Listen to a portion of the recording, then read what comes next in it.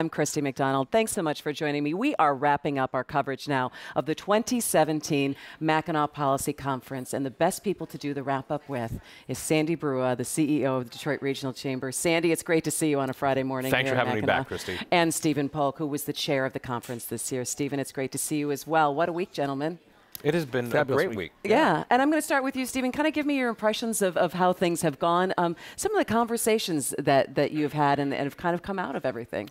I think after every session and certainly every evening, the people I've talked to have come away with something of value from the conversations they have. The interaction of the people here is just extraordinary. The topics were point on, and I think the speakers were just outstanding. So as a package, couldn't ask for more. Sandy, what about you? I mean, people love to give their feedback, you know, and you are very accessible and walking around all the time. What are some of the conversations that you're having, some of the energy that you're seeing coming out of the conference this year? Well, my favorite comment every year is that this is the best conference ever. Right, exactly.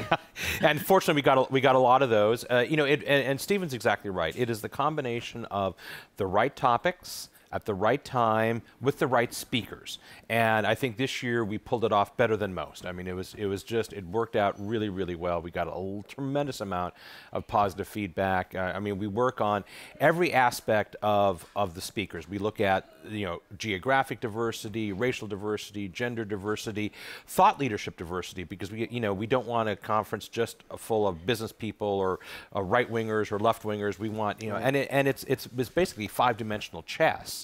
And this year, I think we pulled it off better than most. One thing I really noticed that you had a lot of standing room only crowds in the main room, and people were very much engaged, and they were out here as well, the chatting, the talking, and that's really part of it, Stephen, in terms of when you turn around and you see who's able to talk to who at this conference is invaluable.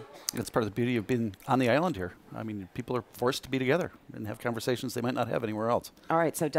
Let's bring that to one of the pillars, civility in politics. I think it was one of the most talked about pillars here, and you know, someone even said to me, gosh, can you believe we're having this conversation? And I said, yes, I'm so thankful we're finally having this conversation, and that there is a part of it that is actually more listening than anything else. How would you approach it, Sandy? Yeah, so and this was that pillar was particularly important to both Stephen and I, because we both believe in this so very, very strongly, that, you know, how do we disagree without being disagreeable? We've lost that ability. And, you know, the fact that this conference actually for 37 years has been about that very issue. We've just never really kind of put an exclamation point on it and said, listen, the conference is about political civility. Let's make political civility one of the actual topics we talk about. And what did you hear in terms of feedback, Stephen, and people talking about that and saying, gosh, maybe it's time for everyone to take a step back, a breather, ratchet down the talking points, or just trying to get in what they're trying to say and saying, look, maybe we have to have a little bit more give and take here? Well, the people that I've spoken to, I think all feel it's time. I mean, there really is a role for civility in politics. The art of compromise. That's what democracy has been based on. It's disappearing in too much of the dialogue today. And I think there's room to bring it back. All right, the other pillar, connected technology. We're talking about mobility. We're talking about big data. Really a forefront of the conference here, Sandy. A lot of great conversation, too. Yeah, and you know, the reason that's on the agenda is because unless Michigan is overly competitive in this space, the connected vehicle, the connected thing, the use of big data, we're going to have really serious economic and employment challenges in our state. We have to be overly competitive in this. So we want to keep that issue very much in the forefront of Michiganders' minds. Also, increasing economic opportunity. That was the last pillar, Stephen, and talking also about making sure that we've got the talent also available. I kept hearing talent, talent, talent all week up here from a lot of the business leaders. Well, it really ties together, if you will. The economic opportunity is something that needs to be present for everyone in the state. All Michiganders should be participating in the growth that the state should be seeing and will be seeing. The technology, education, they all play such a critical role, and we all need to be focused on it. All right, so now we get to the good part, where you have your to-do It's list. all good. It's all good. It's all good. But now it's you know, and people say you're coming up here, you do a lot of conversation, you have the pillars, you concentrate on certain things, but then what's the takeaway? And the takeaway is the to-do list, which I think is a fantastic way to kind of keep the momentum going, keep the energy going, so when you're leaving here on Friday, it just doesn't disappear until next year or till another Detroit Policy Conference or a different event. So, Stephen, let me start with you. You want to take number one on the list of the to-do list? Sure, absolutely. Okay, go for it. Basically, number one on the to-do list for the year is to use the Chamber's platform to launch a year-long effort to encourage civility in the political discourse in the Detroit region. It's really taken the first pillar we had here and continue it to make sure it sticks throughout the year. We want to see that continuing and being brought up in the conversation that we hear. Have an election year coming forward. Let's see it in a civil manner. Let's keep it listen cool. to the ideas. Right. Let's listen to the ideas. Absolutely. All right, number 2 on the list. You want to handle that, Sandy? Sure. Yeah. So economic opportunity is a pillar. So we thought what we do is that we want to make sure we're increasing economic opportunity for young people in the city of Detroit by connecting the Detroit Promise program, which we have, which provides either a 2-year or 4-year college experience, completely tuition paid for any Detroit student who goes to any Detroit school, into a career path. So we figure there are ways that we can do that. One of them could be through the Mayor's Summer Jobs Program, which we completely support. But how do we get those students who are going to school through our scholarship program into a career path? You know, get them internships, get them work experience, get them summer internships. So we want to be able to do that. And it's so important. There's been a lot of conversation this week about the business community getting involved in the education process in the city of Detroit specifically, and talking to the new superintendent who was up here. I think that was a very important part of the program this week, and having people get an opportunity to see him, hear what some of his visions are, and see how they can coordinate with him. And that's a great part of it. All right, number 3 on the to-do list. So we want to. We talked about again opportunity. We talked about mobility.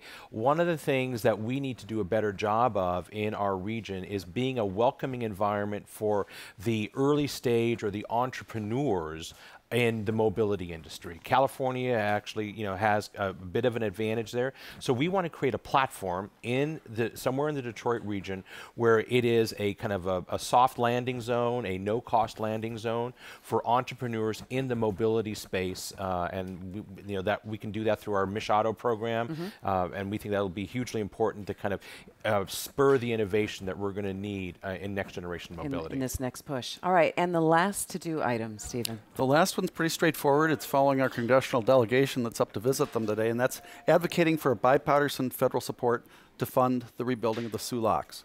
I think we looked at it and realized the Soo Locks are just a fundamental underpinning for a lot of the economy in the state of Michigan. The governor talked about it yesterday.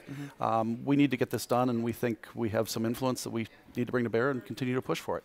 I think it was interesting. A lot of us spoke with a lot of members of the congressional delegation, and they stressed so much the bipartisan efforts that they're doing. They're like, look, you may think that there's a lot of tension in Washington, and maybe there is, but here in Michigan, we are trying to work together on a lot of common causes in Michigan that are coming up at the federal level that we really need to have all of our backing to be able to push forward on something. And we'll be looking forward to hearing about their trip up to the Soo Locks later on today, I think. As we kind of wrap things up, Sandy, as you sit back and you reflect on everything that we've been able to do this week, how do you rank things in terms of where we go from here, and how you feel about how we're all operating as a state and kind of on the same page of the things that we need to do and the things that we need to concentrate on? Well, I think this conference has kind of highlighted kind of what the blueprint is, and I particularly refer to the Next Generation Commission reports that were issued out this conference. Right. The economy and then infrastructure and education was talked about. So there is a good bipartisan or nonpartisan, data-driven blueprint for this state going forward. Now the question is, we have a gubernatorial election coming up, and we don't know which direction the state's going to go based on who's going to be governor. We have an important mayoral election in the city of Detroit coming up just in 5 months. So the next generation of leadership is going to be important to be able to take the plans that have been developed, at least the framework of those plans, and kind of push those forward. All right. Well, Stephen, what can you say? You did it. You're done with chairing the conference, and it's been a good experience for you. Oh, it's been a great experience. It's kind of a bittersweet moment because I've enjoyed the whole week. I'm glad it's not another week. All right. Well, we leave Mackinac Island on a beautiful day, and thank you so much, Sandy Brua, Stephen Polk. It's always good to see you. It's been a great week. Thanks for having us, and we've enjoyed every minute of it. Thanks for the great partnership with DPTV. All right. We hope it continues. We'll see you guys next year here on Mackinac Island. And that is going to do it for our coverage, our live coverage all week here at the Mackinac Policy Conference. We want to thank the Grand Hotel for having us here. We have such great hospitality. I'm pretty lucky to be able to sit at an anchor desk in the parlor of the Grand Hotel all week long. And we also want to thank our crew from Detroit Public Television who are up here. There's many of us that make this program possible, and they've been working hard all week long. So I want to thank them as well. And thank you for tuning in and watching and feeling invested and engaged in what's happening here in our state. Because the people who are able to affect change, we're all here on this island this week. And so follow your local politics, follow what's happening in your own backyard, get engaged, get invested. For all of us at Detroit Public Television, I'm Christy McDonald. We will see you next time. Take care.